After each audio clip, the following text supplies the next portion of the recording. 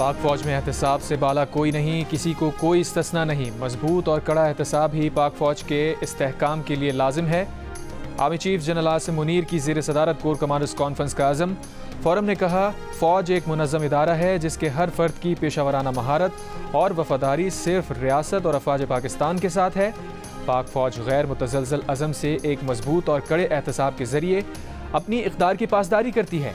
Army chief का दहशत गर्दों, इंतशार पसंदों और जराइम पेशा माफियाज के खिलाफ कार्रवाई में हुकूमत, इंतजामिया और सिक्योरिटी इदारों को भरपूर ताउन फराहम करते रहने के अज़म का आदा। कोर कमांडर्स कॉन्फ्रेंस में सख्त साइबर सिक्योरिटी इक़दामात से कौमी साइबर स्पेस का तहफ़्फ़ुज़ यकीनी बनाने पर जोर।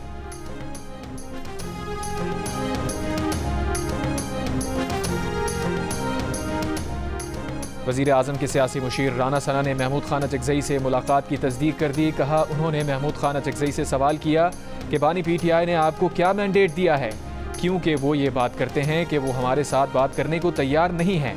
अचकज़ई साहब ने इस बात पर अफसोस का इजहार किया और कहा कि जब तक सब एक दूसरे को बर्दाश्त करके बात नहीं करेंगे तो मामला आगे नहीं बढ़ सकता। नवाज शरीफ ने भी हमेशा यही बात की है और कभी ये नहीं कहा कि PTI को निकाल दो।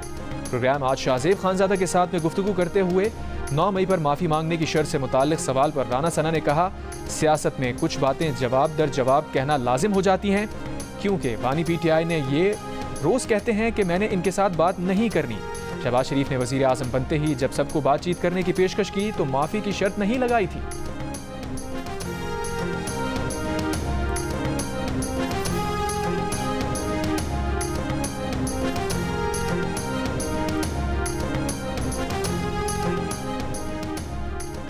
वज़ीर दिफा ख्वाजा आसिफ का कहना है कि वो लेफ्टिनेंट जनरल रिटायर्ड फैज़ हमीद के वादा माफ गवाह बनने की पेश गोई नहीं कर सकते। एक TV इंटरव्यू में उन्होंने कहा कि खुद बानी PTI को पता है कि जनरल रिटायर्ड फैज़ हमीद की सारी कहानी का खुरा बानी PTI की तरफ जाएगा। 2018 में RTS बिठाकर बानी PTI को जितवाया गया। वो सारा अमल बाजवा और फैज़ का जॉइंट वेंचर था।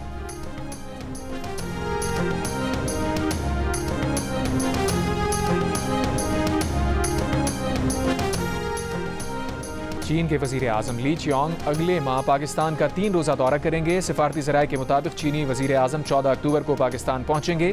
15 और 16 अक्टूबर को शंघाई ताउन तंजीम के सरबराहान हुकूमत के इजलास में शिरकत करेंगे। चीनी वज़ीर आज़म के दौरे में पाक चीन ताल्लुकात और दीगर उमूर ज़ेर गौर आएंगे। चीनी वज़ीर आज़म के इस दौरे पर दोनों ममालिक के दरमियान कई मुआहदों पर दस्तखत मुतवक्किल।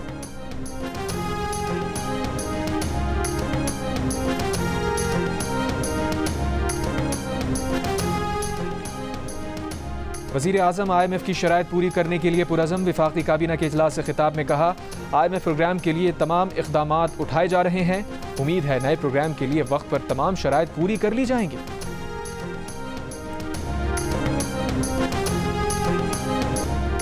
बलूचिस्तान नेशनल पार्टी के सरदार अख्तर मेंगल कौमी असम्बली की रुकनियत से मुस्ताफ़ी। सदर और वज़ीर आज़म पर अदम एतमाद। कहा, यह असम्बली उनकी आवाज़ नहीं सुनती, इसमें बैठने का क्या फ़ायदा, अपने लोगों के लिए कुछ नहीं कर सके। बलूचिस्तान के मामले पर लोगों की दिलचस्पी नहीं, मुल्क में सिर्फ नाम की हुकूमत रह गई है। इस सियासत से बेहतर है पकोड़े की दुकान खोल लें। अख्तर मेंगल ने कहा, इस्तीफे के फैसले से 65,000 वोटर्स नाराज़ होंगे, मैं उनसे माफ़ी मांगता हूँ।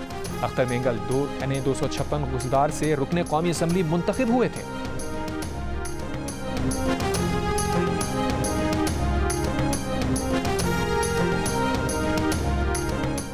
रहनुमा नूली ख्वाजा साद रफीक ने सरदार अख्तर मेंगल के इस्तीफे को वफाक के लिए बुरा शुगून करार दे दिया।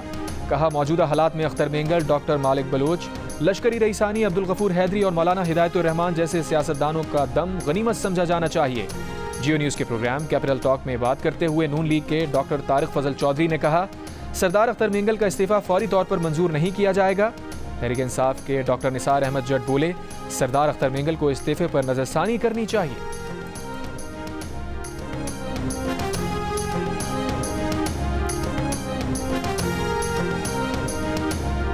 टॉम स्वाज़ी अमरीकी कांग्रेस में पाकिस्तान कॉकस के सरबराह बन गए। मीडिया से गुफ्तगू में कांग्रेसमैन टॉम स्वाज़ी ने पाक अमरीका ताल्लुकात बेहतर करने के अज़म का इजहार किया। कहा, वो नवंबर में पाकिस्तान का दौरा करेंगे। टॉम स्वाज़ी और वाशिंगटन में पाकिस्तानी सफ़ीर रिजवान सईद की टेलीफोन पर गुफ्तगू। पाक अमरीका ताल्लुकात दो तरफ़ा ताउन को मज़ीद मुस्तहकम करने पर तबादला ख्याल। सफ़ीर पाकिस्तान ने टॉम स्वाज़ी की मुबारकबाद पेश की। कहा, पाक अमरीका ताल्लुकात दोनों ममालिक और ख़ित्ते के लिए अहमियत के हामिल हैं। पाकिस्तान अमरीका के साथ मुआशी ताल्लुकात के फ़रोग़ के लिए पुरअज़्म है।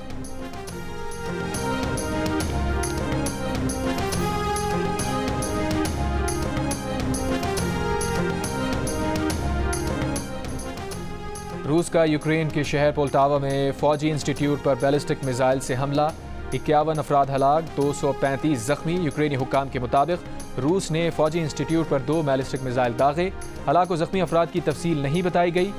यूक्रेनी सदर ज़ेलेंस्की की मजम्मत, कहा रूस को इस हमले का हिसाब चुकाना होगा। सदर ज़ेलेंस्की ने अपने डेप्यूटी चीफ ऑफ स्टाफ को बरतरफ कर दिया। यूक्रेन की नायब वजीर आज़म भी ओहदे से मुस्ताफ़ी। गज़ा में इजराइल की इंसानी हुकूक और बैन अल-अक़वामी क़वानीन की खिलाफ वर्जी पर अक़वाम मुत्तहिदा की सलामती कौंसिल के सब्र का पैमाना लबरेज होने लगा। सलामती कौंसिल के सदर ने खबरदार किया कि इजराइल और हमास के दरमियान जल्द जंग बंदी ना हुई तो सलामती कौंसिल मुमकिन कार्रवाई पर गौर करेगा। गज़ा में इजरायली जारिहत और जंग बंदी पर गौर अक़वाम मुत्तहिदा की सलामती कौंसिल का इजलास हुआ। रूस के नायब सफ़ीर ने नायब अमरीकी सफ़ीर से कहा वो जंग बंदी के मंसूबे में वाशिंगटन की मुजव्वज़ा तरमीम की वजाहत करें, जिस पर अमरीकी सफ़ीर ने कहा जंग बंदी मंसूबे पर अमल दरामद मसला है।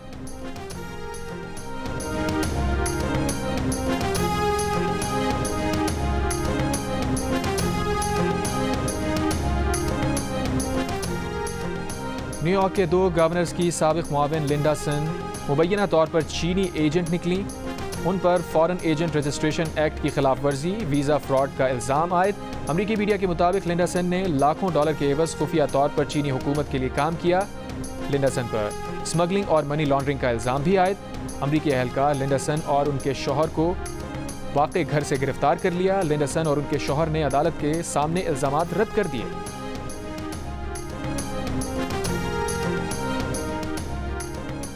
ये शादी नहीं हो सकती, 44% पाकिस्तानियों ने PTI, नून लीग और दीगर मुखालिफ सियासी नज़रियात रखने वाले ख़ानदानों और वोटर्स के दरमियान रिश्तों को मुश्किल करार दे दिया।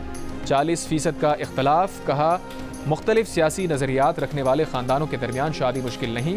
सियासी मुदाखलत की बुनियाद पर रिश्तों में मुश्किलात का तासुर, ख़वातीन, देही आबादी और 30 साल तक के नौजवानों में ज़्यादा।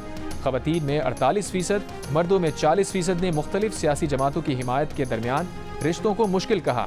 देही आबादी में यह शरह 49%, जबकि शहरों में 35% नजर आई। 30 साल तक के नौजवानों में 56% ने मुख्तलिफ सियासी नजरियात रखने वाले अफराद के दरमियान शादी को मुश्किल कहा।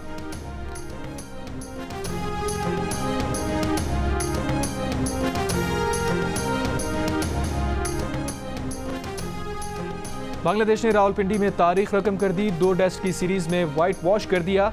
दूसरा टेस्ट 6 विकेट से जीत लिया। जीत के लिए दरकार 185 रन का हदफ 4 विकेट पर हासिल कर लिया। पहली इनिंग्स में 138 रन बनाने वाले लिटन दास मैन ऑफ द मैच करार पाए। पाकिस्तान टीम को तारीख में दूसरी मरतबा अपनी सरजमीन पर व्हाइट वॉश का सामना करना पड़ा। मजमूई तौर पर पाकिस्तान क्रिकेट टीम को 17वीं मरतबा व्हाइट वॉश हुआ है।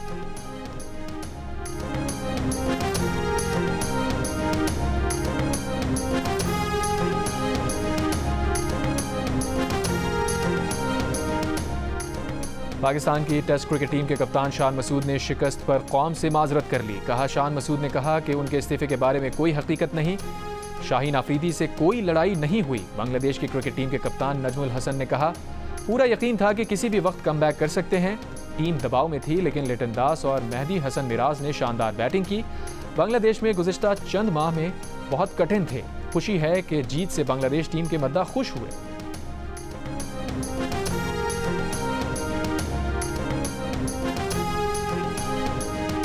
अगर आपके बच्चे बड़े हैं माशाल्लाह and you're looking for a good रिश्ता, come to the दिल का रिश्ता. I think they will help you.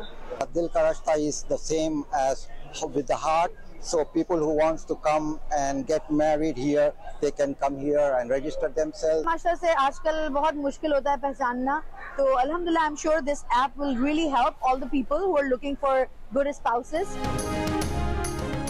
America में दिल का रिश्ता ऐप की ज़बरदस्त पजीराई। बैन अल-अक़वामी कॉन्फ्रेंस SNA की नुमाइश में शुरका ने कहा अच्छे रिश्तों की तलाश के लिए दिल का रिश्ता ऐप इस्तेमाल करें। दिल का रिश्ता ऐप से बैरून मुल्क मुक़ीम मुस्लिम कम्यूनिटी को रिश्तों की तलाश में आसानी होगी।